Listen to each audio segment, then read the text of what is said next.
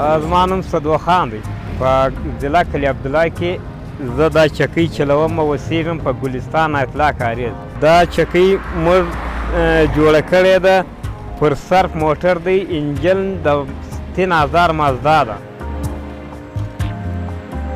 دا موږ کلي په کلي کې چې کوم څوک آډرونه راکوي موږ خپل ټلیفونو نمبرونه ورکړي دي، نو هغه بیا په ټلیفون باندې موږ ته آډر راکړي.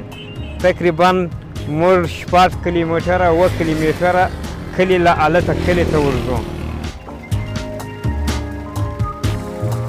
زموږ په علاقه کې د بجلۍ لوډېسټینګ کمزوری دی، بجلۍ نشته.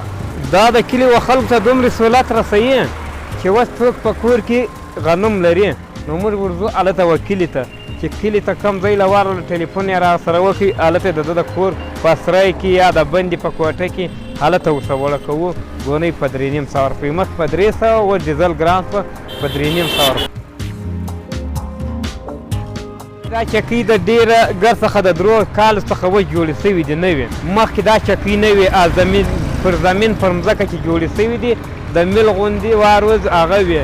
اوس دا 3 کاله کې چې دغه چکۍ جوړې سوي دي، نو ځکه چې په علاقه کې سوالات د دې د وجې څخه ډېر راغلی دي.